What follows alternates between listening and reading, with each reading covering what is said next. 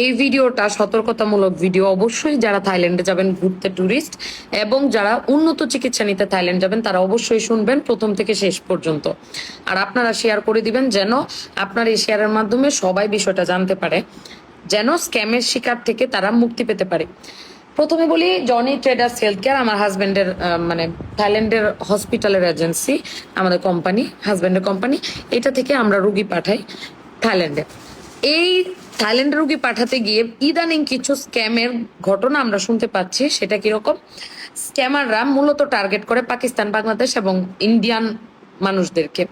মূলত তারা, আপনাদের কাছে ফানি মনে হলেও এটা সত্য, তারা যাদের চুল কম, যাদের পেটে ভুঁড়ি মানে উঁচা, এবং যাদের হচ্ছে মুখে যে পিম্পল, তারপর হচ্ছে সানবার্ন, মানে মুখে মেস্তার সমস্যা এগুলো থাকে, তাদেরকে টার্গেট করে। এবং সেটা কিভাবে করে আপনাদেরকে বলতেছি।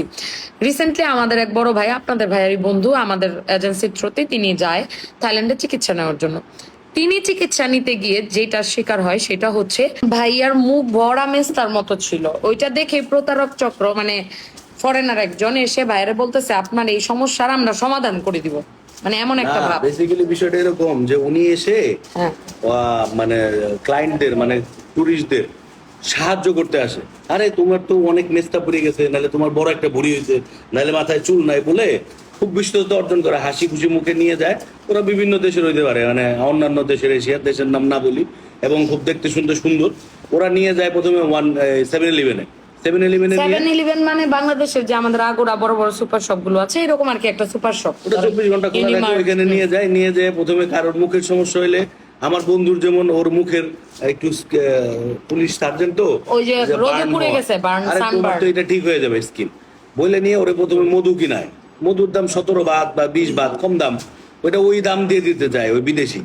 তারপরে বিশ্বাস অর্জন করে, ওই দেওয়ার পর আরেকটা দোকানে নিয়ে যায় যেখানে ভেষজ জিনিস মিক্স করতে হবে। ওই ভেষজ দোকানে নিয়ে যায় এইটার গুঁড়া, ওইটার গুঁড়া, এটার পাউডার দেখায় 10 বাত, 15 বাত, 20 বাত দেখায় মিক্স করতে থাকে। তখন তারা বিশ্বাস হয়ে যায়, ঠিক আছে করো, দেখো আমার মতো স্কিন হয়ে যাবে তোমার। বইলা এটি কইরা তারপরে বলে যে তাইলে এখন বিল দাও। তো বিল কত? বিল তো সামর্থ্য বুঝা। যেমন আমার বন্ধুর কাছে চাইছিল 20,000 বাত, আর আমাদের এক পেশেন্টের কাছে চাইছে কত টাকা? 80,000। আমাদের আর এক পেশেন্ট ধরা খাইছে $500। এরকম অনেকেই ধরা খাইছে। হ্যাঁ, এরকম স্ক্যাম চলতেছে। সেই জন্য সবাইকে সচেতন করার জন্য কেউ এসে বলতে পারে যে তুমি কি বাংলাদেশি নাকি, আমি সৌদি আরব থেকে আসছি, তুমি কি মুসলিম কিনা। তারপর প্রশ্ন করে যে এখানে কোথাও হালাল খাবার আছে কিনা, আমি তো মুসলিম। মানে হালাল খাবার দিয়ে সম্পর্ক করেন, ধর্মের কথা বলে একটু উইক করে ক্লোজ হয়, হয়ে তারপর এরকম সিন যে কোনো শুধু হসপিটালে যারা যায় তাদের না, না টুরিস্টদেরই যারা থাইল্যান্ডে ঘুরতে যায়। যেমন আজকে আমি পোস্ট দেওয়ার পরে আমারই ফুফাতো বোনের জামাই, মানে আমার বোন জামাই নিচে লিখছে রাইট, মানে ও এটা শিকার হয়েছে। এর আগে আমিও এটা শিকার হয়েছি, বাট আমার সাথে চিট করতে পারে নাই।